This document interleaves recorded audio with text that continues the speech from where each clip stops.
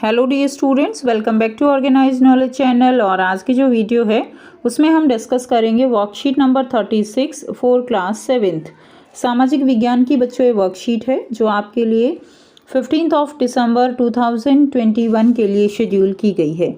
आज की जो वर्कशीट है बच्चों उसमें हमारा जो चैप्टर है ईश्वर से अनुराग, उसी को कंटिन्यू करते हुए हम आगे पढ़ेंगे। वर्कशीट शुरू करने से पहले प्लीज़ चैनल को सब्सक्राइब कर लीजिए, बेल आइकन को प्रेस कर लो ताकि आपको आने वाली वीडियोस की नोटिफिकेशन वो समय से मिल जाए। देखिए आज के वर्कशीट में क्या दिया गया है। प्यारे बच्चों, जिस समय भारत में भक्ति आंदोलन का उदय हुआ, लगभग उसी समय के आसपास मध्य एशिया में सूफीवाद उभरा। ठीक है, तो जिस समय भारत में भक्ति आंदोलन जो है उसका उदय हुआ, मध्य एशिया में क्या था, सूफीवाद जो है वो उभर रहा था। आज के कार्यपत्र के माध्यम से हम सूफीवाद के विषय में विस्तार से जानेंगे। तो देखिए, इस्लाम और सूफी मत। तो इस्लाम ने एक ईश्वरवाद यानी एक अल्लाह के प्रति पूर्ण समर्पण का दृढ़ता से प्रचार किया। तो इस्लाम में एक अल्लाह को मानते हैं और उन्हीं के प्रति पूर्ण जो समर्पण है उसका उन्होंने दृढ़ता से क्या किया था, प्रचार किया था।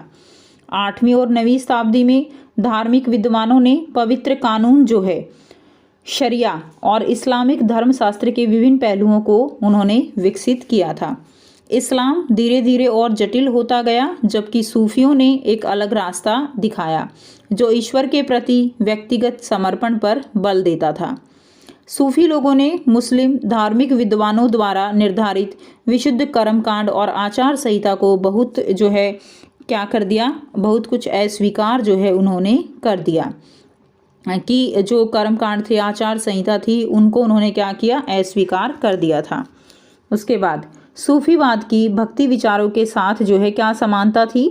तो जिस तरह से भक्ति विचार की हम बात करें, जो संत कवि थे उनकी तरह ही सूफी लोग भी अपनी भावनाओं को व्यक्त करने के लिए काव्य रचना किया करते थे। तो जिस तरह से जो संत कवि जो है वो काव्य रचना करते थे, सूफी लोग भी रचना किया करते थे। गद्य में एक विस्तृत साहित्य और इसमें कई किस्से कहानियां इन सूफी संतों के इर्द गिर्द विकसित हुई हैं।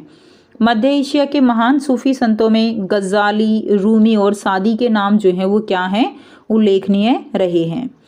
नाथपंथियों, सिद्धों और योगियों की तरह ही सूफी भी यह मानते थे कि दुनिया के प्रति अलग नज़रिया अपनाने के लिए दिल को सिखाया पढ़ाया जा सकता है। तो ये जो है सूफीवाद और जो भक्ति विचार थे उन दोनों में क्या थी, उन दोनों में समानता थी। उसके बाद नेक्स्ट देखिए, नेक्स्ट है सूफी संत, सूफी संतों के बारे में। सूफी मुसलमान रहस्यवादी थे। वे धर्म के बाहरी आडंबरों को अस्वीकार करते हुए ईश्वर के प्रति प्रेम, भक्ति और सभी मनुष्यों के प्रति दया भाव रखने पर बल देते थे। ठीक है, तो वो रहस्यवादी थे और बाहरी आडंबरों को उन्होंने अस्वीकार कर दिया था। वे ईश्वर के साथ ठीक उसी प्रकार से जुड़े रहना चाहते थे जिस प्रकार एक प्रेमी दुनिया की परवाह किए बिना अपनी प्रियतमा के साथ जुड़े रहना चाहता है। तो इस तरह के जो है ईश्वर के साथ प्रेम पर वो विश्वास करते थे। उन्होंने किसी औलिया या पीर की देखरेख में जिक्र नाम का जाप, चिंतन, समा, रक्स यानी नृत्य, नीति चर्चा, सांस पर नियंत्रण आदि के जरिए प्रशिक्षण की विस्तृत रीतियों का उन्होंने विकास किया था। इस प्रकार आध्यात्मिक सूफी उस्तादों की पीढ़ियों सिलसिलाओं का जो है प्रादुर्भाव हुआ और इनमें से हर एक सिलसिला निर्देशों में धार्मिक क्रियाओं को थोड़ा बहुत अलग तरीका अपनाती थी। तो इस तरह धीरे धीरे जो है अलग अलग जो पीढ़ियों में अलग अलग सूफी उस्तादों का जन्म हुआ। उसके बाद देखिए खानका, सूफी संस्था जहाँ सूफी संत अक्सर रहते भी हैं उसको हम क्या कहते हैं, उसको हम खानका कहते हैं। सूफी संत अपने खानकाहों में विशेष बैठकों का आयोजन करते थे। यानी खानका क्या है, सूफी संतों की जो बैठकें हैं उनको खानका कहा जाता है। तो जो सूफी संत हैं अपने खानकाहों में विशेष बैठकों का आयोजन करते थे जहां सभी प्रकार के भक्तिगण, जिनमें शाही घरानों के लोग तथा अभिजात और आम लोग भी शामिल होते थे। बैठकों में वे आध्यात्मिक विषयों पर चर्चा करते थे।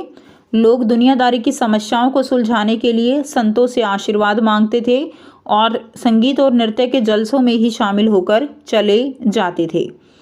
उसके बाद है सूफीवाद और भारत। सूफीवाद जो है भारत में किस तरह से उसका विकास हुआ। 11वीं शताब्दी में अनेक सूफी जन मध्य एशिया से आकर हिंदुस्तान में जो है वो बसने लगे थे। तो जो है क्या था, मध्य एशिया से आकर हिंदुस्तान में वो बसने लगे थे।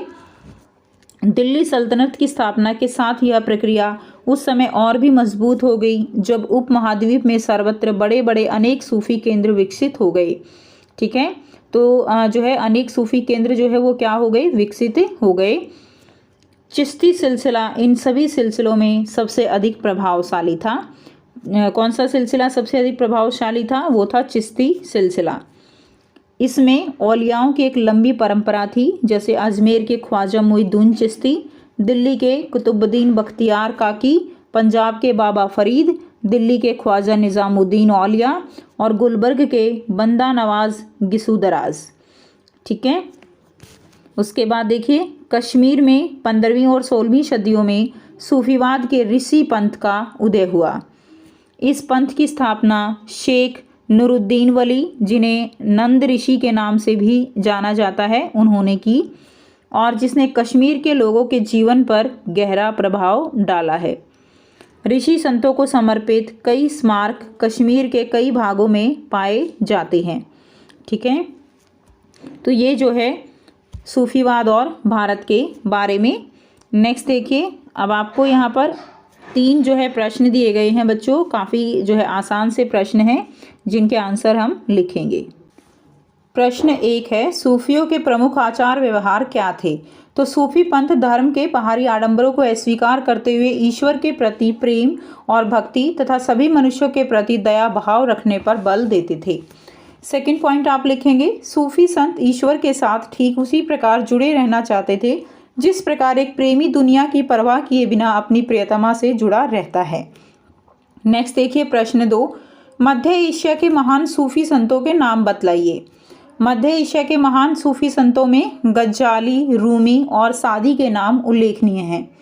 नेक्स्ट देखिए प्रश्न 3 है, सूफीवाद और भक्ति के विचारों में समानता बताइए। ठीक है, भक्ति के विचारों में समानता बतानी है। तो संत कवियों की तरह सूफी लोग भी अपनी भावनाओं को व्यक्त करने के लिए काव्य रचना किया करते थे। दूसरा आप लिखेंगे, नाथपंथियों, सिद्धों और योगियों की तरह सूफी भी यही मानते थे कि दुनिया के प्रति अलग नज़रिया अपनाने के लिए दिल को सिखाया पढ़ाया जा सकता है। तो ये आंसर आप इसमें लिख देंगे। तो ये थे बच्चों आपके टोटल 3 क्वेश्चंस और आपके आज की वर्कशीट। आई होप सभी बच्चों को ये क्लियर है।